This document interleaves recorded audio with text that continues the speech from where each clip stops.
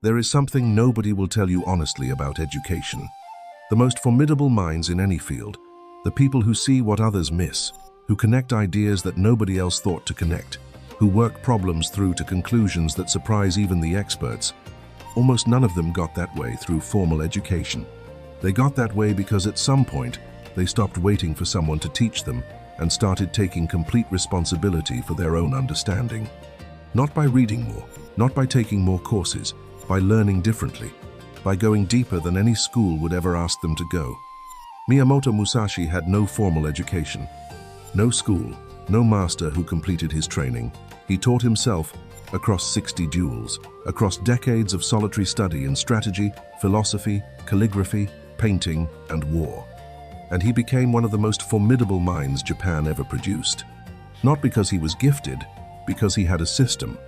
7 principles, drawn from what he later wrote in the Book of 5 Rings. Each one targets a specific way that most people fail to truly learn. This video is about that system. Subscribe and let's begin. The story behind the principles. Japan, 1600. Miyamoto Musashi is 16 years old. He has just killed his first opponent in a duel, an experienced warrior named Arima Kihei, who accepted a challenge from a boy and expected an easy victory. He did not get one. Musashi walks away from the duel with something most people in his position would not have. Not pride. A question. Why did that work? Not how. Why? What was the principle underneath the technique that made it work when it should not have worked?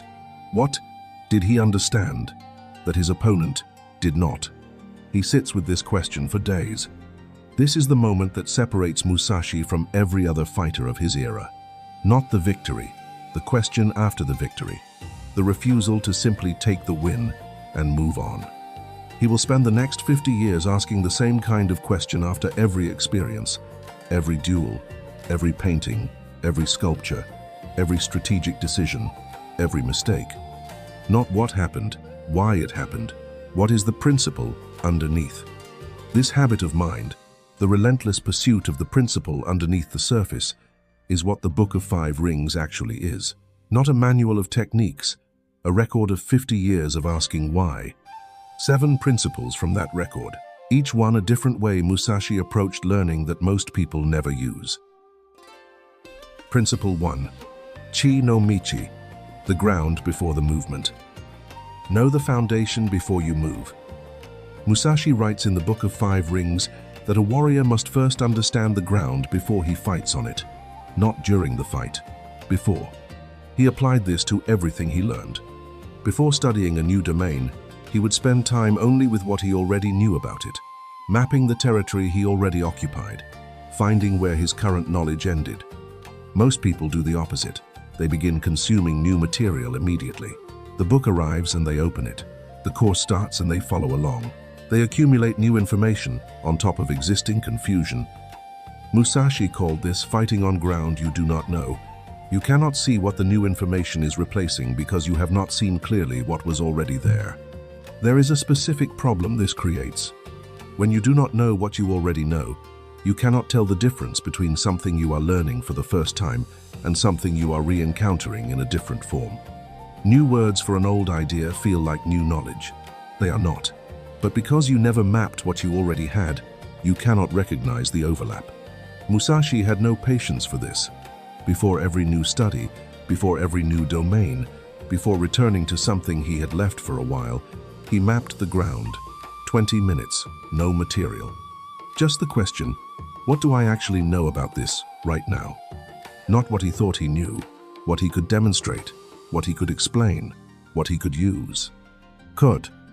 Then he looked at the edges, where the sentences became uncertain, where the explanations ran out, where he was guessing rather than knowing.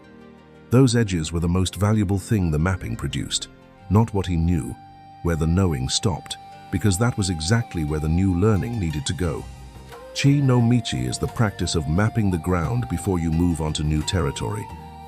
The practice. Before your next study session, spend 20 minutes writing only what you already know about the subject. No material, no notes, just what is actually in your head right now. Then look at the edges of what you wrote. That is where the session should focus. Most people consume material without knowing what they are missing. Musashi always knew what he was missing before he looked for it. That is the difference between learning and accumulating. Principle 2. Mizu no kokoro, the water mind. The mind that does not resist what it receives. Musashi writes, the mind should be like water, without fixed form, able to take the shape of whatever it encounters. He observed that most students came to learning with their conclusions already formed. They read to confirm what they already believed. They encountered ideas that challenged their understanding and dismissed them quickly. They were not learning, they were defending. A mind that defends cannot absorb. Water does not argue with the vessel. It takes its shape completely and then moves on. One afternoon, a student came to Musashi convinced that a particular strategy was wrong. He had reasons. They were logical. He presented them well. Musashi listened. Sit with it for one day, he said, not to be convinced, to understand it fully before you decide. The student came back the next day.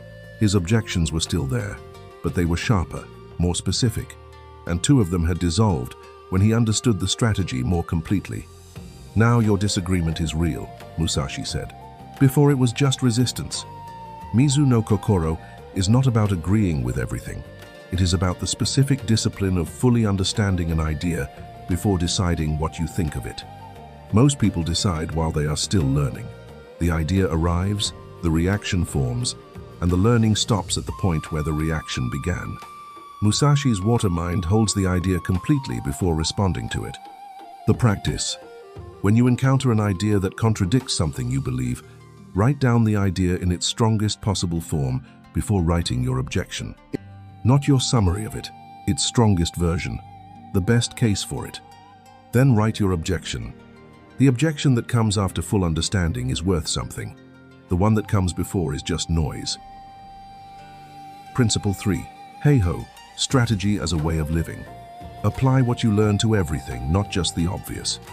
Musashi writes that the principles of strategy apply not just to combat, but to everything. The merchant uses strategy. The craftsman uses strategy. The scholar uses strategy. The same principles govern all of them. He spent his life proving this. The lessons from swordsmanship informed his painting. The lessons from painting informed his calligraphy. The lessons from calligraphy informed his strategy. Each domain was a different expression of the same underlying principles. Most people learn in silos. What they learn in one domain stays in that domain. The business book stays in the business section of the mind. The philosophy stays in the philosophy section. They never meet. Musashi refused this separation. Every time he learned something in one domain, he immediately asked, where else does this apply? What other domain is governed by the same principle? This practice produced connections that specialists who had studied one domain their entire lives had never noticed. Not because Musashi was smarter, because he was always looking for the principle underneath the technique, and principles, unlike techniques, transfer. Hey-ho is the practice of applying what you learn to domains beyond the one you learnt it in. Not as metaphor, as genuine inquiry. Does this principle actually operate in other areas? Where? How? The person who learns a principle in one domain and immediately asks where else it applies doubles the value of every learning session they do. The practice. After every significant learning session, write down one principle you encountered. Not a fact, a principle. Something that governs how something works. Then write 2 other domains where the same principle might operate. Test it. Does it hold? Where does it break down? This practice builds the kind of cross-domain thinking that makes a person genuinely formidable. The person who sees the same principle operating in 10 different places understands it more deeply than the person who has only seen it in one. Principle 4. Zanshin, the attention that remains. Stay with what you have learned after the session ends.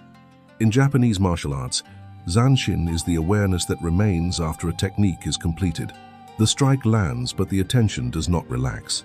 It remains present with what just happened and what might come next. Musashi applied this to learning. Most people close the book and the learning stops. The session is over. The mind moves on to the next thing. The material is left where it was, unprocessed. They consumed it. They did not digest it. The difference between consuming and digesting is time. Specifically, the unstructured time after the session where the mind works on what it just received without being given anything new to receive. Most people fill this time immediately. Another video, another article, another conversation. The new material arrives before the previous material has settled. And what does not settle does not become understanding. It becomes the kind of information you can mention in conversation, but cannot use when you need it. Musashi stayed with what he had just encountered, not immediately reviewing it, sitting with it, letting it settle, asking the question he always asked, what is the principle underneath this? What have I not yet understood? What in this will turn out to be wrong? This last question was particularly important to him. He had watched students become confident too quickly.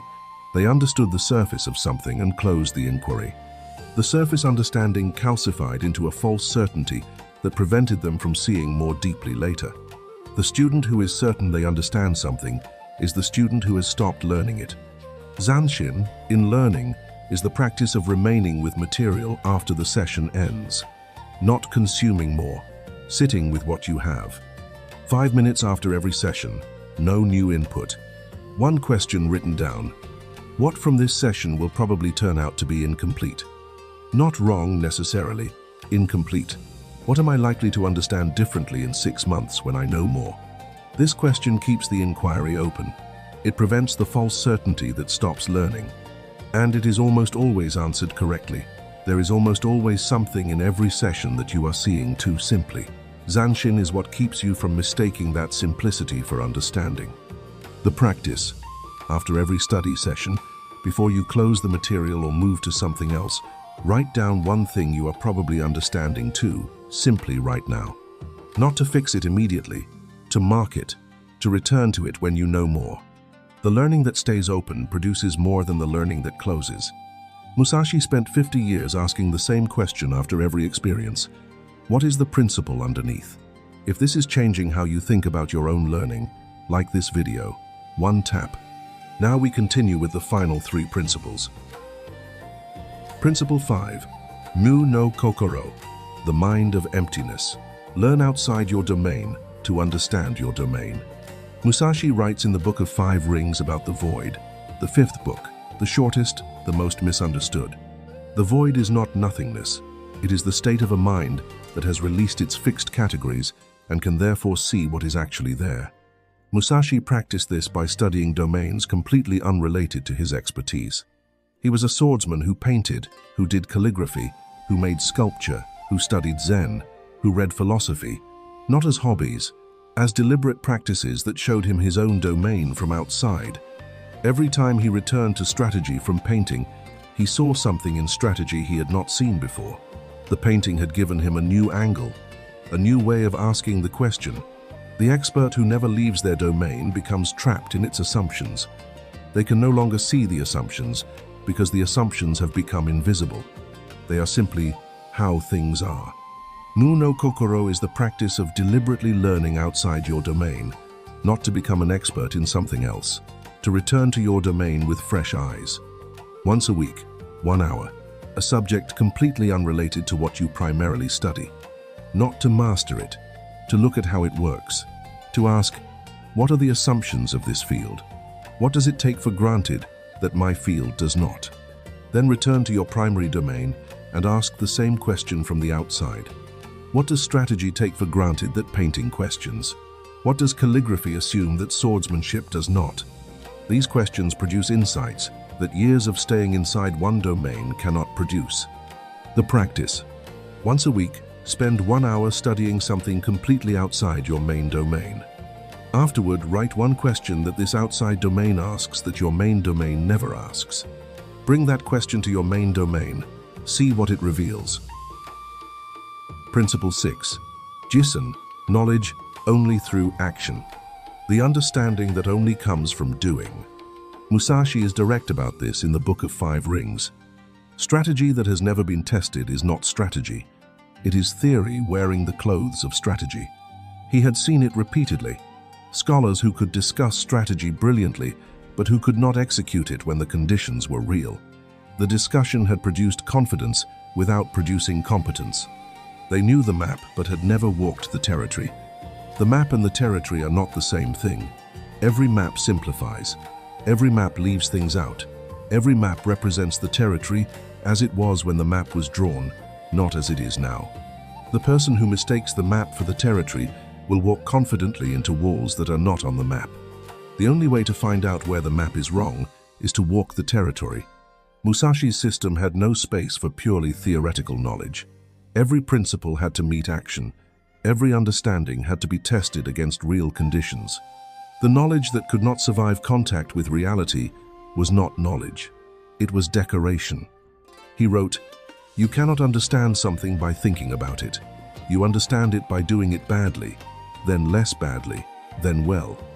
The badly is not a failure, it is the most valuable part. The badly is where the theory shows you what it got wrong, where the model meets the territory and they do not match. That mismatch is where the real learning is." Most people avoid the badly. They study more instead of doing badly. They read another book instead of writing the bad first draft. They watch another video instead of making the bad first attempt. The bad first attempt would teach them more than 10 more hours of study, but it requires being bad at something in front of themselves, which is uncomfortable. Musashi had no patience for this comfort. He had been bad at things his entire life, deliberately, repeatedly, because he understood that the badly was where the learning actually happened. Every duel where his technique failed taught him something 1,000 perfect practice repetitions could not. Every painting that did not come alive showed him something about presence and forcing that no amount of study could reveal. Every failed application was the most specific feedback available. The practice.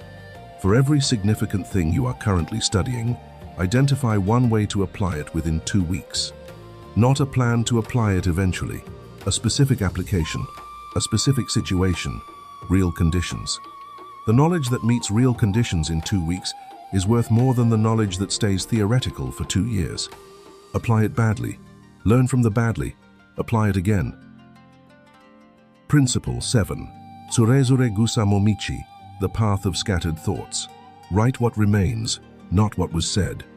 This is the principle Musashi never named directly, but it is visible throughout everything he wrote. The Book of Five Rings is not a systematic textbook. It is the record of what remained in Musashi's mind after 50 years of learning and doing. Not what he read, not what his teachers told him, what stayed. What proved itself durable enough to survive the contact with reality across decades. He did not write notes during his learning. He wrote after. He wrote what had survived the processing, what had become genuinely his, rather than what he had borrowed from somewhere else. This is the distinction most people miss entirely. Notes are a record of what someone else said or wrote.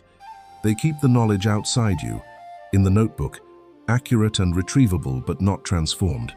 You can read them back later and they sound correct. But they are not yours. They are still the author's thoughts in your handwriting. The test is simple. Close your notes. Try to explain the idea from memory. What comes out is what you actually understand. The gap between that and what your notes say is the gap between what you absorbed and what you merely recorded. Turejore gusa. No Michi makes that gap visible every session. You close the material. You write only what remained in your mind without looking, not the author's argument, your understanding of it, not what was said, what survived. The gap between what was said and what survived is exactly what you do not yet understand. If the author made 5 points and only 2 survived in your mind, those 3 missing points are where the learning needs to go. Not because you forgot them, because they did not yet find a place in your understanding to attach to. They had no hook, no connection to what you already knew, and things without hooks do not stay. This is actually useful information. Those 3 points that did not survive are not random. They are the specific parts of the subject where your existing understanding is thin, where you need to build more foundation before the new material can attach. The writing shows you this. The notes hide it. Because the notes contain everything the author said, which makes it look like you have everything, when what you actually have is a record of what someone else understood. Musashi kept records like this across his life, not summaries of what he had studied, records of what had become part of how he thought. The Book of Five Rings is the final form of those records. It is why the book does not read like a textbook. It reads like a mind, because it is one. The practice. After every significant study session, close all material. Write for 10 minutes, not what you read, what is still in your mind, what stayed, what connected to something you already knew, what surprised you, what you are not sure you understood. Do not look at your notes while writing. Do not look at the material. Write only what remained. Then compare what you wrote to what the material actually said. The gaps are your learning agenda for the next session, not the material's agenda, yours. This is Tsurejura Gusa no Michi, the path of what remains. What the dangerously self-educated person becomes. Years later, Musashi is in the cave on Mount Iwato, writing the Book of Five Rings. He is not summarizing what he read. He is recording what remained after 50 years of applying these 7 principles to everything he encountered. The result is not a comprehensive manual. It is a formidable mind made visible on paper. When you bring these 7 principles together, something specific happens over time. You begin every new subject by mapping what you already know, so the new learning goes exactly where it is needed rather than piling on top of confusion. You hold new ideas fully before you respond to them, so your disagreements are real and your agreements are genuine rather than both being reactions. You ask where every principle applies beyond the domain you learned it in, so your understanding compounds across domains rather than staying siloed. You stay with material after the session ends, so the learning deepens rather than stopping at the surface. You regularly study outside your domain, so you can see your own assumptions from the outside rather than being trapped inside them. You apply everything to real conditions as quickly as possible, so your knowledge becomes operational rather than decorative. You write what remained, not what was said, so you always know exactly what you actually understand and where the real gaps are. This combination produces something that most people never build. Not more knowledge, a different relationship with knowledge itself. The person who has built this relationship reads less than most people around them and understands far more, because every piece of material has been genuinely absorbed rather than merely passed through. They see things other people miss, not because they have read more, because they have understood more deeply what they have read, because they have tested it against reality and found where it breaks, because they have mapped the edges of their knowledge and gone directly to where it stops. They cannot be easily misled, because they know the difference between understanding an idea and recognizing it, between a map that says the territory looks a certain way and actually walking the territory. They carry a quiet confidence that does not require